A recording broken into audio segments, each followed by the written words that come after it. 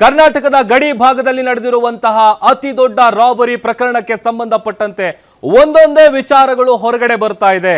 ಚೋರ್ಲಾ ಘಾಟ್ನಲ್ಲಿ ನಡೆದಂತಹ 400 ಕೋಟಿ ರಾಬರಿ ಕೇಸ್ಗೆ ಸಂಬಂಧಪಟ್ಟಂತೆ ಬಿಗ್ ಅಪ್ಡೇಟ್ ಸಿಗ್ತಾ ಇದೆ. ಆರಂಭದಲ್ಲಿ 1 ಕಂಟೈನರು 2 ಕಂಟೈನರು ಅನ್ನುವಂತ ವಿಚಾರಗಳು ಏನ್ ಚರ್ಚೆ ಆಗ್ತಾ ಇತ್ತು, ಈಗ ಆ ರಾಬರಿ ಕೇಸ್ಗೆ ಸಂಬಂಧಪಟ್ಟಂತೆ ಭಯಾನಕ ಸೀಕ್ರೆಟ್ಗಳು ರಿವೀಲ್ ಆಗ್ತಾ ಇದೆ.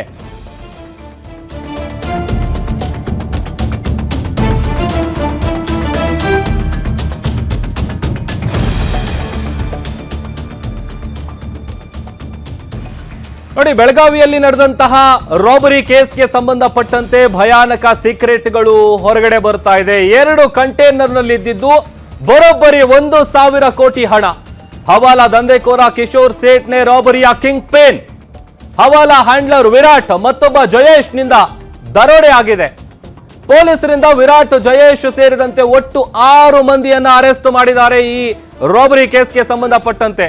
ಈಗ 3 ರಾಜ್ಯಗಳ ಪೊಲೀಸರಿಗೆ ಒಂದು ರೀತಿ ಬಿಗ್ ಚಾಲೆಂಜ್ ಆಗಿದೆ. ಅತ್ತ ಕಿಂಗ್ ಪಿನ್ ಸಿಕ್ತಿಲ್ಲ, ಇತ್ತ ಹಣದ ಮಾಲೀಕನ ಕ್ಲೂ ಇಲ್ಲ. ಸದ್ಯ ಕಂಟೈನರ್ಗಳು ಸಾಗಿದ ರೂಟ್ ನಲ್ಲಿ ಸಿಸಿಟಿವಿಗಳ ಚೆಕಿಂಗ್ ಕಾರ್ಯ ಆಗ್ತಾ ಇದೆ. 3 ರಾಜ್ಯಗಳಲ್ಲಿರುವಂತಹ ಎಲ್ಲಾ ಕಂಟೈನರ್ಗಳನ್ನ ಪರಿಶೀಲನೆ ಮಾಡೋದಕ್ಕೆ ಮುಂದಾಗ್ತಾ ಇದ್ದಾರೆ.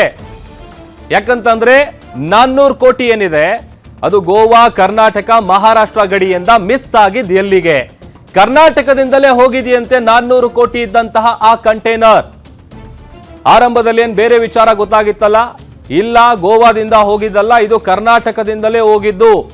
ಗರಿ ಗರಿ ನೋಟುಗಳು ಇದ್ದಂತಹ 2 ಕಂಟೈನರ್ಗಳು ಎಲ್ಲಿ ಮಿಸ್ ಆಯ್ತು, ಎಲ್ಲಿಗೆ ಹೋಯ್ತು? ಒಂದು ರೀತಿ 3 ರಾಜ್ಯಗಳ ಪೊಲೀಸರಿಗೆ ಒಂದು ಬಿಗ್ ಚಾಲೆಂಜ್ ಇದು, ಹೇಗೆ ಈ ಪ್ರಕರಣವನ್ನ ಭೇದಿಸ್ತಾರೆ ಅಂತ. ಈಗ ಈ ಒಂದು ಪ್ರಕರಣದ ಕಿಂಗ್ ಪಿನ್ ಏನಿದ್ದಾನೆ ಆತ ಸಿಗಬೇಕು. ಆತ ಸಿಕ್ಕಿದ್ರೆ ಈ ದುಡ್ಡು ಯಾರದ್ದು, ಎಲ್ಲಿಂದ ಎಲ್ಲಿಗೆ ಹೋಗ್ತಾ ಇತ್ತು, ಏನು ವಿಚಾರ, ಇದರ ಹಿಂದೆ ಇರುವಂತ ಒಂದಷ್ಟು ಸ್ಫೋಟಕ ವಿಚಾರಗಳು ಆಚೆ ಬರುತ್ತೆ. ಅತ್ತ ಆ ಕಿಂಗ್ ಪಿನ್ ಸಿಗ್ತಾ ಇಲ್ಲ, ಅದರ ಜೊತೆಗೆ ಹಣದ ಮಾಲೀಕ ಯಾರು ಅನ್ನುವಂಥ ಕ್ಲೂ ಇಲ್ಲ. ಇನ್ ಬಿಟ್ವೀನ್ ಈ ಚೋರ್ಲಾ ಘಾಟನ್ ಯಾಕೆ ಚೂಸ್ ಮಾಡ್ಕೊಂಡ್ರು, ಅಲ್ಲಿ ನೆಟ್ವರ್ಕ್ ಸಿಗಲ್ಲ, ಅದರ ಜೊತೆಗೆ ಅಲ್ಲಿಗೆ ಹೋಗ್ತಾ ಇದ್ದಂತೆ 1 ಕಂಟೈನರ್ ಅಂತ ಮೊದಲಿಗೆ ಚರ್ಚೆ ಆಗ್ತಾ ಇತ್ತು. ಬಟ್ ಅದಾದ ನಂತರದಲ್ಲಿ 2ನೇ ಕಂಟೈನರ್ ಅಂದ್ರೆ 2 ಕಂಟೈನರ್ ಇತ್ತು. ಹೆಚ್ಚು ಕಡಿಮೆ 400 ಕೋಟಿ ಅಲ್ಲ, 1,000 ಕೋಟಿ ಹಣ ಆ ಕಂಟೈನರ್ಗಳಲ್ಲಿತ್ತು. ಅದು ಎಲ್ಲಿಗೆ ಮಿಸ್ ಆಯಿತು, ಎಲ್ಲಿಗೆ ಹೋಯ್ತು? ಆಮೇಲೆ ಈಗ ಆ ಟೋಲಲ್ಲಿ ಪಾಸ್ ಆಗಿರುವಂತಹ ದೃಶ್ಯಗಳೇನಿರುತ್ತೆ, CCTV ಫುಟೇಜ್ ಅನ್ನ ಪರಿಶೀಲನೆ ಮಾಡೋದಕ್ಕೆ ಸದ್ಯ SIT ಅಧಿಕಾರಿಗಳು ಮುಂದಾಗ್ತಾ ಇದ್ದಾರೆ. ಹಾಗಾಗಿ ಈ ಒಂದು ರಾಬರಿ ಕೇಸ್ ಏನಿದೆ ಅದನ್ನ ಈಗ ಭೇದಿಸೋದು 3 ರಾಜ್ಯಗಳ ಪೊಲೀಸರಿಗೆ ಒಂದು ರೀತಿ ದೊಡ್ಡ ಟಾಸ್ಕ್. ಹೇಗೆ ಅದನ್ನ ಭೇದಿಸ್ತಾರೆ, ಹೇಗೆ ಈ ಒಂದು ರಾಬರಿ ಹಿಂದೆ ಇರುವಂತವ್ರು, ಯಾಕಂತಂದ್ರೆ ಈ ರಾಬರಿ ಹಿಂದೆ ಈಗ ಏನ್ ಕಿಂಗ್ ಪಿನ್ನು ಅದರ ಜೊತೆಗೆ ಬಂಧಿತ 6 ಮಂದಿಯನ್ನ ತೀವ್ರ ವಿಚಾರಣೆಗೆ ಒಳಪಡಿಸ್ತಾ ಇದ್ದಾರೆ. ಅದರ ಜೊತೆಗೆ ಇದರ ಹಿಂದೆ ಇನ್ನ ಯಾರಾದ್ರೂ ಕಾಣದ ಕೈಗಳಿದಾವ, ಅವ್ರು ಯಾರಾದ್ರೂ ಪ್ರಭಾವಿ ರಾಜಕಾರಣಿಗಳ ಹೆಸರೇನಾದ್ರೂ ಹೊರಗಡೆ ಬರುತ್ತಾ, ಅಥವಾ ಈ ಹಣ ಯಾರಿಗೆ ಸೇರಿದ್ದು, ಎಲ್ಲಿಂದ ಎಲ್ಲಿಗೆ ಹೋಗ್ತಾ ಇತ್ತು, ಯಾವ ಕಾರಣಕ್ಕೆ ಹೋಗ್ತಾ ಇತ್ತು, ಅವರ ಉದ್ದೇಶ ಏನಾಗಿತ್ತು, ಎಲ್ಲ ವಿಚಾರಗಳಿಗೆ ಸಂಬಂಧಪಟ್ಟಂತಹ ಮಾಹಿತಿಯನ್ನ SIT ಅಧಿಕಾರಿಗಳು ಸದ್ಯ ಕಲೆ ಹಾಕ್ತಾ ಇದ್ದಾರೆ. ಹಾಗಾಗಿ ಈಗ ಕಿಂಗ್ ಪಿನ್ ಸಿಕ್ಕಬೇಕು. ಕಿಂಗ್ ಪಿನ್ ಸಿಕ್ಕ ನಂತರದಲ್ಲಿ ಈ ಒಂದು ಹಣದ ಮೂಲ ಗೊತ್ತಾಗುತ್ತೆ, ಎಲ್ಲಿಂದ ಎಲ್ಲಿಗೆ ಹೋಗ್ತಾ ಇತ್ತು ಅಂತ. ಸದ್ಯ ಈ ಕಂಟೈನರ್ಗಳು ಹೋಗಿರುವಂತಹ ರೂಟ್ ಏನಿದೆ ಆ ರೂಟ್ನಲ್ಲಿರುವಂತಹ CCTV ಪರಿಶೀಲನೆಗೆ ಸದ್ಯ ಅಧಿಕಾರಿಗಳು ಮುಂದಾಗಿದ್ದಾರೆ. 3 ರಾಜ್ಯಗಳಲ್ಲಿರುವಂತಹ ಎಲ್ಲಾ ಕಂಟೈನರ್ಗಳನ್ನ ಪರಿಶೀಲನೆ ಮಾಡೋದರ ಮೂಲಕ ಈ ಹಣದ ಮೂಲ ಯಾರದ್ದು, ಎಲ್ಲಿಂದ ಎಲ್ಲಿಗೆ ಹೋಗ್ತಾ ಇತ್ತು, ಯಾರ್ಯಾರಿದ್ದಾರೆ ಇದರ ಹಿಂದೆ ಅನ್ನುವಂಥ ವಿಚಾರವಾಗಿ ಸದ್ಯ SIT ಅಧಿಕಾರಿಗಳು ತನಿಖೆಯನ್ನ ತೀವ್ರಗೊಳಿಸಿದ್ದಾರೆ. ಮತ್ತಷ್ಟು ಡೀಟೇಲ್ಸ್ ಅನ್ನ ಕೊಡ್ತಾರೆ ನಮ್ಮ ಬೆಳಗಾವಿ ಪ್ರತಿನಿಧಿ ರಾಜೇಶ್ ಹೂಗಾರ್, ಲೈವ್ ಜಾಯ್ನ್ ಆಗ್ತಾ ಇದ್ದಾರೆ. ರಾಜೇಶ್, ಆರಂಭದಲ್ಲಿ 400 ಕೋಟಿ 1 ಕಂಟೈನರ್, ಈಗ 2 ಕಂಟೈನರು 1,000 ಕೋಟಿ.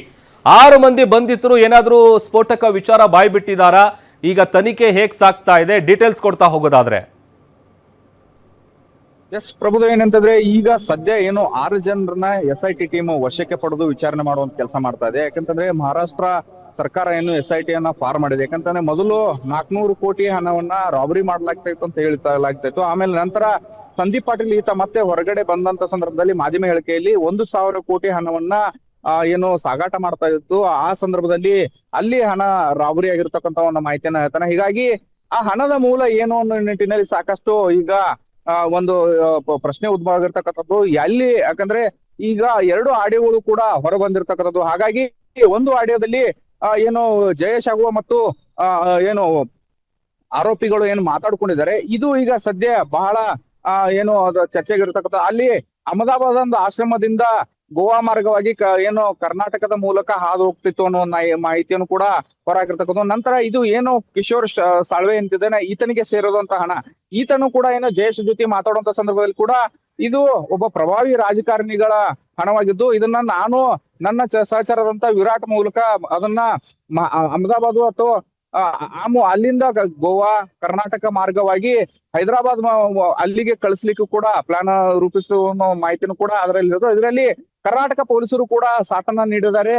ಹಾಗಾಗಿ ಪ್ರಭಾವಿ ವ್ಯಕ್ತಿಗಳು ಇರೋ ಕಾರಣಕ್ಕಾಗಿ ಇದು ಈಸಿಯಾಗಿ ದಾಟ ಹೋಗಬಹುದು ಅನ್ನೋ ನಿಟ್ಟಿನಲ್ಲಿ ಮಾತುಗಳು ಕೂಡ ಆಡಿರ್ತಕ್ಕಂಥದ್ದು. ಹೀಗಾಗಿ ಸಾಕಷ್ಟು ಒಂದ್ ರೀತಿಯಲ್ಲಿ ಅಂದ್ರೆ ಕರ್ನಾಟಕ ಪೊಲೀಸರು ಕೂಡ ಸಾಥ್ ಕೊಟ್ರ ಅನ್ನೋ ನಿಟ್ಟಿನಲ್ಲಿ ಈಗ ಚರ್ಚೆ ಹುಟ್ಟಾಕಿರ್ತಕ್ಕಂಥದ್ದು. ಹಾಗಾಗಿ ಕರ್ನಾಟಕ ಪೊಲೀಸರು ಕೂಡ ಇದರಲ್ಲಿ ನಮ್ಮ ಪಾತ್ರ ಏನಿಲ್ಲ, ನಾವು ಈಗಾಗಲೇ ಏನು SIT ಟೀಮ್ ವಶಕ್ಕೆ ಪಡೆದು ಏನು ವಿಚಾರಣೆ ನಡೆಸ್ತಾ ಇದ್ದ ಆರೋಪಗಳನ್ನ ಅವರನ್ನ ನಾವು ವಿಚಾರಣೆ ಮಾಡ್ಲಿಕ್ಕೆ ಹೋದಂತ ಸಂದರ್ಭದಲ್ಲಿ ನಮ್ಗೆ ಯಾವುದೇ ರೀತಿ ಆ ಸಹಕಾರ ನಾವು ನೀಡಿಲ್ಲ. ನಾವು ಈಗಾಗಲೇ ಪತ್ರದ ಮೂಲಕ ಕೂಡ ಸಹಕಾರ ನೀಡಿ ಅನ್ನೋ ನಿಟ್ಟಿನಲ್ಲಿ ಪತ್ರವನ್ನು ಬರೆದಿದ್ದೀವಿ, ಆದ್ರೆ ಅಲ್ಲಿಂದ ಸಮರ್ಪಕವಾಗಿ ಉತ್ತರವನ್ನು ಕೂಡ ನೀಡಿಲ್ಲ. ಹಾಗಾಗಿ SIT ಟೀಮ್ ಅವರ ಏನು ತನಿಖೆ ಇದೆ ಅದೆಲ್ಲ ಮುಗಿದ ನಂತರ ನಾವು ಕೂಡ ತನಿಖೆ ಮಾಡ್ತೀವಿ ಅನ್ನೋ ನಿಟ್ಟಿನಲ್ಲಿ SP ಅವರು ಕೂಡ ಹೇಳ್ತಾ ಇರ್ತಕ್ಕಂಥದ್ದು. ಹೀಗಾಗಿ ಸದ್ಯ ಈಗ ಇನ್ನೆರಡು ದಿನದಲ್ಲಿ SIT ಟೀಮ್ ಏನಿದೆ, ಮಹಾರಾಷ್ಟ್ರದ SIT ಟೀಮ್ ಕರ್ನಾಟಕದ ಚೋರ್ಲಾ ಘಾಟಿಗೆ ಬಂದು ಅಲ್ಲಿ ಪರಿಶೀಲನೆ ಮಾಡುವಂತ ಕೆಲಸ ಮಾಡುತ್ತದೆ. ಯಾಕಂದ್ರೆ ಏನು ದೀಪಕ್ ಪಾಟೀಲ್ ಏನು ಸಂದೀಪ್ ಪಾಟೀಲ್ ಏನು ಈತ ಒಂದು ದೂರಿನಲ್ಲಿ ಹೇಳಿರ್ತಕ್ಕಂಥದ್ದು, ಚೋರ್ಲಾ ಘಾಟ್ನಲ್ಲಿ ಹಣವನ್ನ ರಾಬರಿ ಮಾಡಿದ್ದಾರೆ, ಆ ನಿಟ್ಟಿನಲ್ಲಿ ಅಲ್ಲಿ ಪ್ಲೇಸ್ ನಲ್ಲಿ ಹುಡುಕಾಟ ಮಾಡುವಂತ ಕೆಲಸವನ್ನು ಕೊಡ್ತಾರೆ. ಯಾಕಂದ್ರೆ ಇದು ಅಕ್ಟೋಬರ್ 16ನೇ ತಾರೀಕಿನೊಂದು ಆಗಿರುವಂತ ಘಟನೆ. ಸದ್ಯ ಈಗ ಅಲ್ಲಿ ಏನೋ ಸಿಗದೇ ಇರಬಹುದು, ಆದ್ರೆ ಅದರ ಮೂಲ ಎಲ್ಲಿ, ಅದು ಎಲ್ಲಿಗೆ ಹೋಯ್ತು ಅನ್ನೋ ನಿಟ್ಟಿನಲ್ಲಿ ಸಾಕಷ್ಟು ತನಿಖೆಯನ್ನು ಕೂಡಲೇ ಮಾಡ್ಲಿಕ್ಕೂ ಕೂಡ ತಯಾರಿ ನಡೆಸ್ತಕ್ಕಂಥದ್ದು. Prabhudev, okay, thank you Rajesh, ನೀವೆಲ್ಲ ಡೀಟೇಲ್ಸ್ಗಾಗಿ.